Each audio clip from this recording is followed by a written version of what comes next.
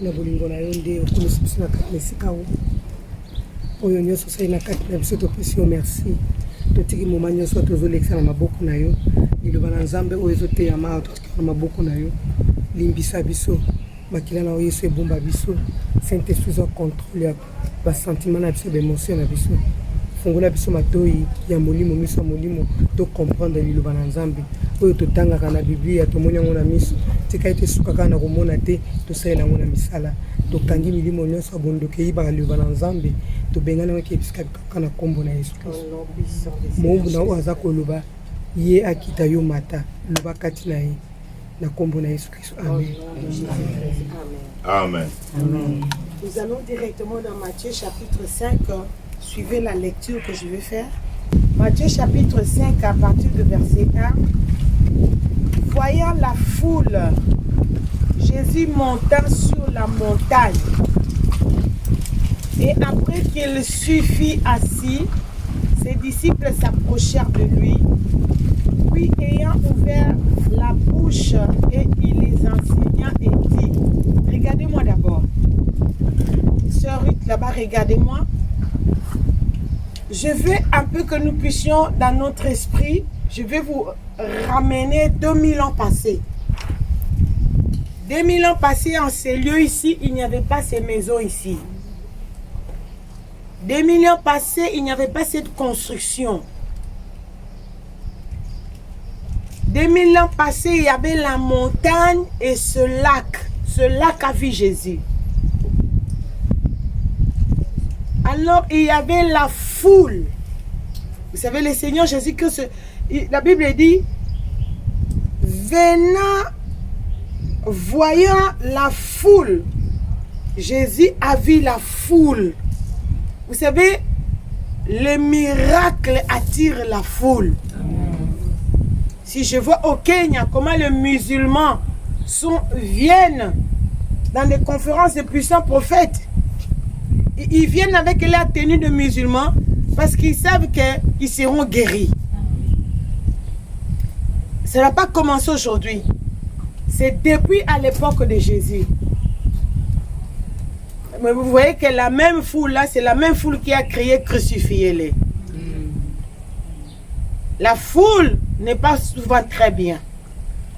Nous devons chercher à sortir dans la foule et à devenir des disciples.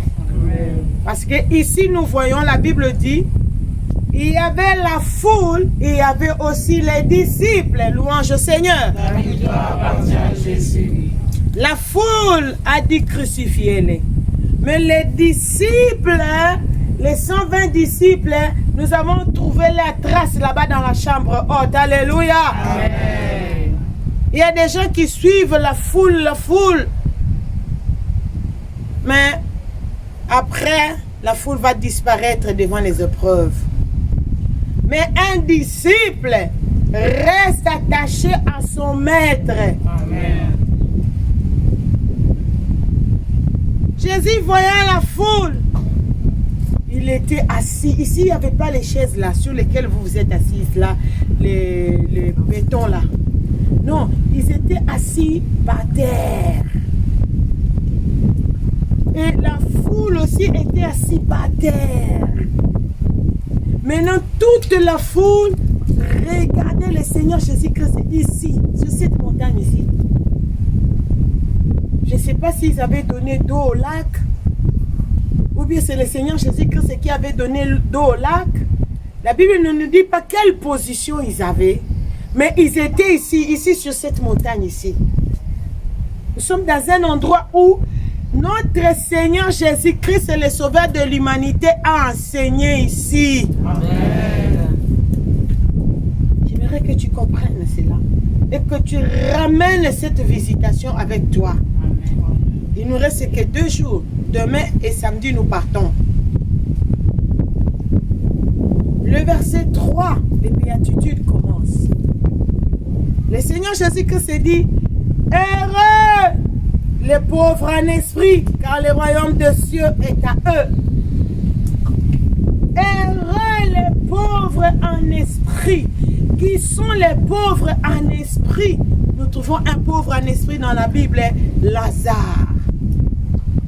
Lazare était pauvre financièrement, mais spirituellement, il était aussi pauvre en esprit parce qu'il n'est pas entré au ciel à cause de la pauvreté. Beaucoup d'ailleurs des pauvres vont aller en enfer.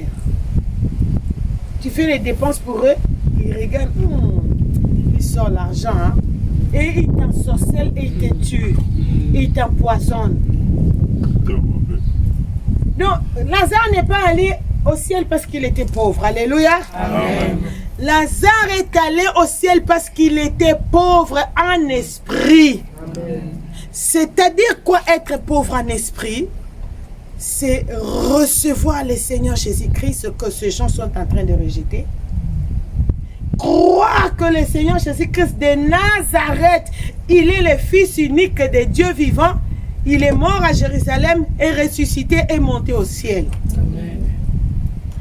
Quiconque qui rejette le Seigneur Jésus-Christ n'est pas pauvre en esprit. Parce qu'il se voit qu'il connaît, il peut se sauver lui-même. Il n'est pas pauvre en esprit. Vous comprenez?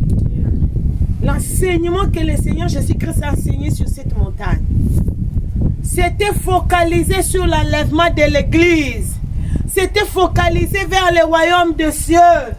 Et rend les pauvres en esprit, car le royaume des cieux est à eux. Amen. Heureux ceux qui ont reçu le Seigneur Jésus-Christ dans le vrai, comme leur Seigneur et Sauveur. Et ils ont pris, en Swahili on dit l'orgueil qui bourrit. Ils ont pris leur kibouri, ils ont jeté au pied de Jésus-Christ. Ils ont reconnu que moi là, en tant qu'être humain, en tant que binadabou, être humain, je suis incapable de me sauver moi-même. J'ai besoin des fils uniques de Dieu. Amen. Voici le pauvre en esprit. Le verset 4, deuxième béatitude.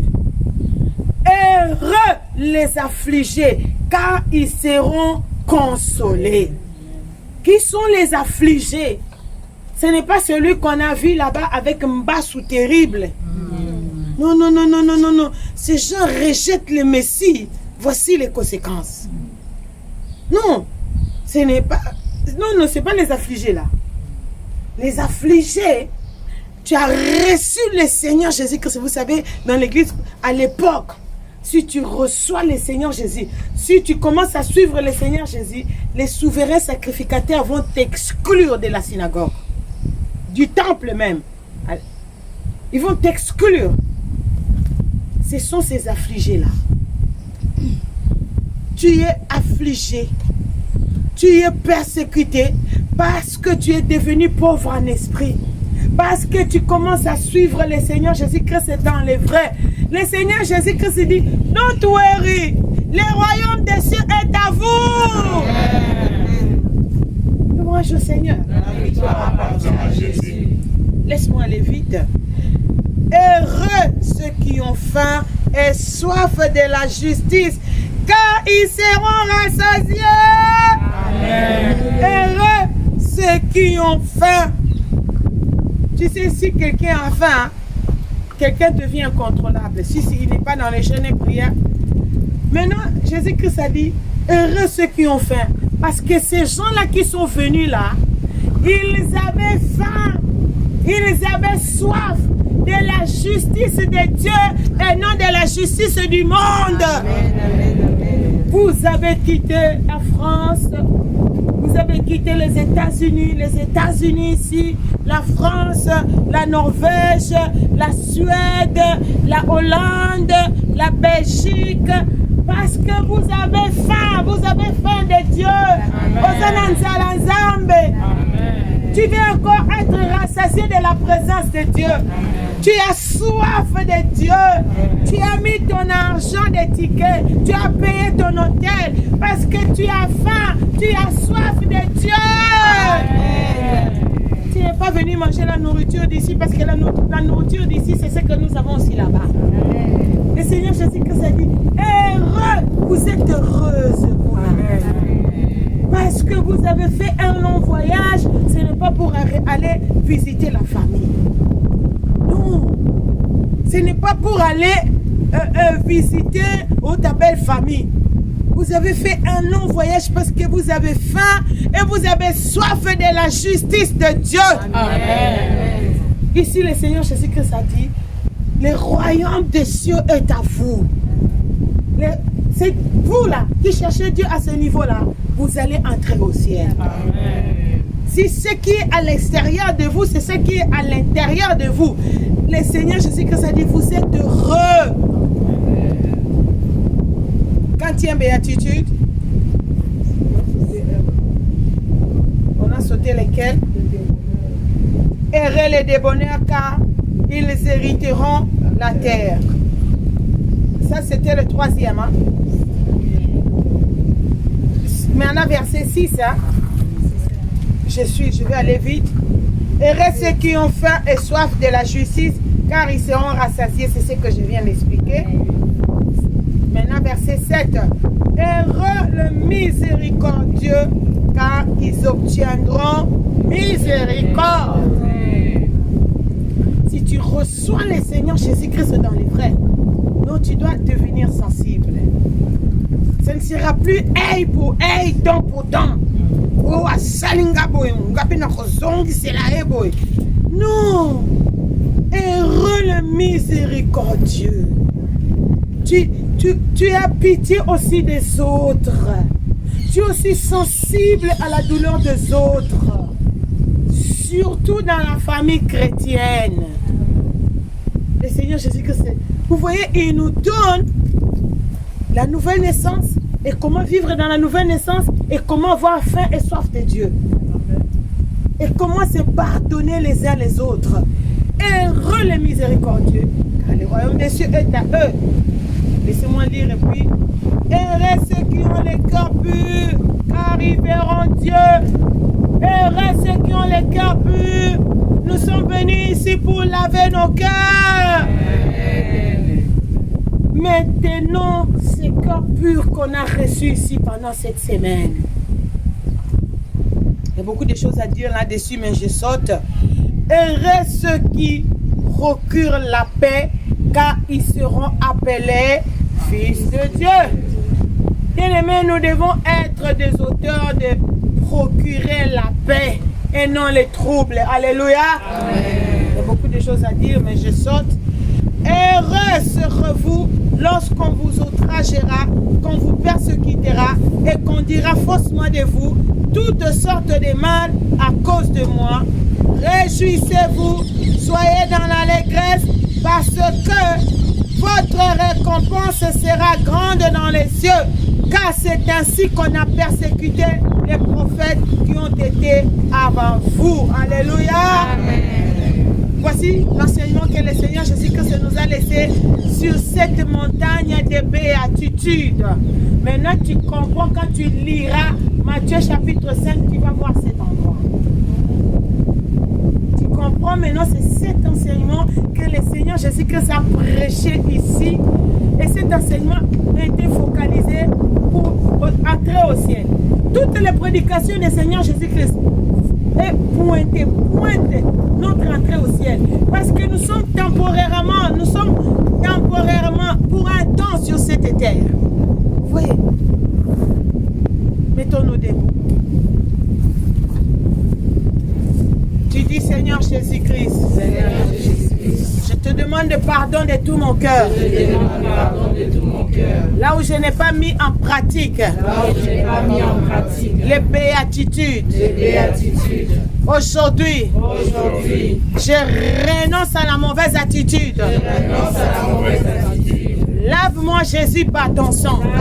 Cher Saint-Esprit de Dieu. Donne-moi la capacité. De mettre en pratique les béatitudes. Par les noms puissants. Et glorieux. De notre Seigneur et Sauveur Jésus-Christ. Je prends toutes les bénédictions. Que le Seigneur Jésus-Christ avait posé en ces lieux. Au travers de cet enseignement. Et je sors avec au nom de Jésus. Amen. Amen. Amen. Amen. Amen. Amen.